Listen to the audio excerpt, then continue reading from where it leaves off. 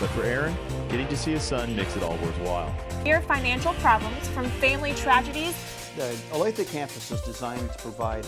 We still have continuously big earthquake, and we're still not sure when it's going to be end. So, well, the center basically is. Welcome back to Manhattan Matters. I'm Tom Roost. Welcome back to Manhattan Matters. I'm Tom Roost. On March 11th, a 9.0 magnitude earthquake struck to the northeast of Japan. The earthquake caused a massive tsunami waves to crash into the eastern shores of the island nation. In studio today, we have the president of the Japanese Student Association, Shohei Sato, and K-State alumna, Izumi Yoshikawa. All right, welcome to the Manhattan Matters. We really appreciate both of you coming and talking to us today, especially after such tragedy. We really appreciate you coming in and telling your story. When it first struck, I talked to Izumi a little bit. Sato, Shohei Sato, could you tell me what happened when you first heard about this? Okay, can I use this word? Yes, absolutely. Okay. And this is a huge earthquakes, and then their expectation of the number of the people who were killed by the tsunami and earthquake were more than 10,000. This should be reached more than 10,000. So that should be the really problem, and this situation is more than horrible, I can say. But some of my friends located in this place or this place, it's really close to the place we got the earthquake. So now still really worrying about my friends and also. What can we do to maybe help some of the victims in Japan? Okay, so now all we can do in Kansas is just collecting the money, and then this is for the Japanese earthquake victims. Actually, we cannot do anything other than collecting the money. Izumi, are you involved in the charity donation portion? yes. Okay. We are still collecting money from all people in Kansas, so I hope so many people will help us to donate money for helping our victims.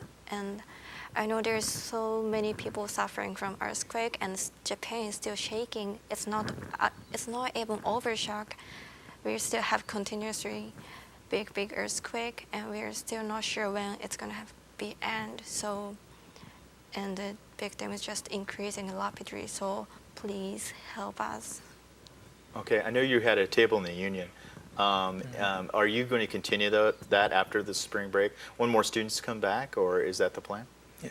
Yes. Sure. All right, this is Manhattan Matters. More after the break.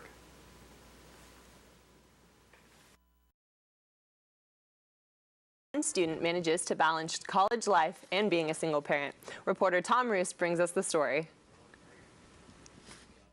Monday through Friday, Aaron Abbott gets up early. He leaves the house, gets in the car, and drives about 5 miles to his ex-wife's house, all before 7 a.m. Most college students dread waking up so early, but for Aaron, getting to see his son makes it all worthwhile.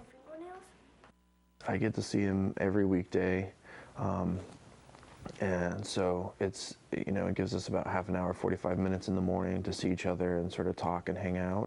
Pick out a shirt and pants. Make sure that you've got clean underwear and socks. Aaron takes on all the responsibilities of a father, even though he is single. Today, Aaron gets his son George dressed, cuts George's fingernails, then helps George brush his hair before school. I just sleep a lot. And it's a school day.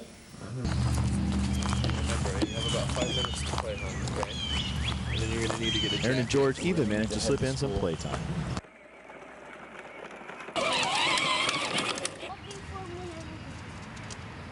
After a while, Aaron has to take George to school. For Aaron, being a father and a student can be a struggle. Probably the most challenging thing is trying to balance, like having to work with time to study and also time to see my son.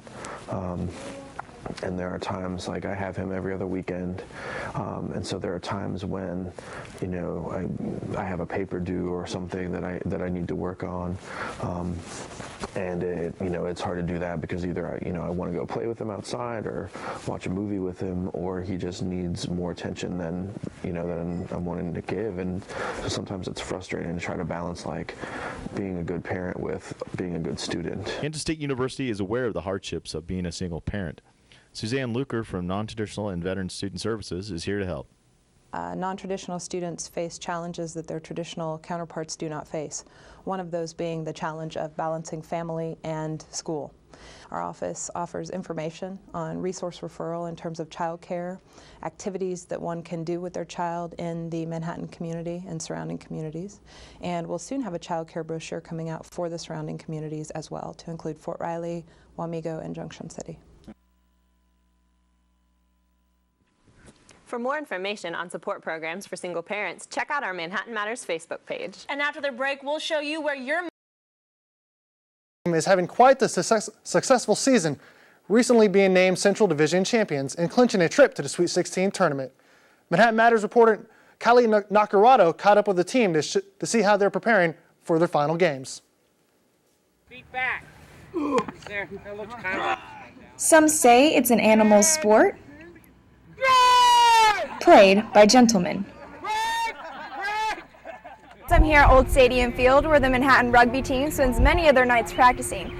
Now, even with the Central Division title under their belts, they're working harder than ever to prepare for the Sweet 16 tournament. Our coach definitely upped the ante on running and conditioning and stuff, so we get tired throughout the week, but we know we need it, so we just get here, get it done, and then go play.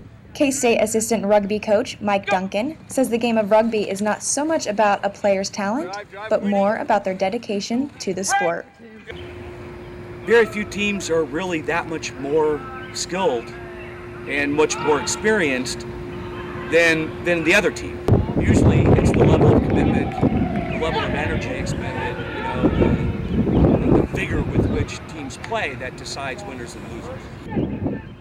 That commitment has led the men's rugby team to one of their most successful seasons in K-State history thus far. They've capped the title of Central Division champions for the second year in a row and have gotten national attention in a recent top 25 Division I ranking. Senior player and president of the team, Kenny Scott, says the team looks to improve upon past seasons and make it to the national tournament.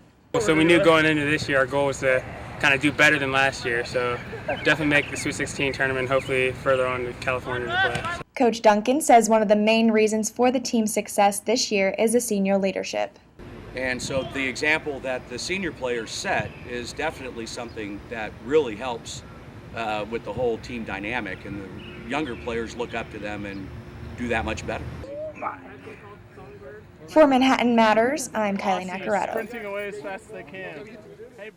Wow, that looks like a lot of fun, guys. But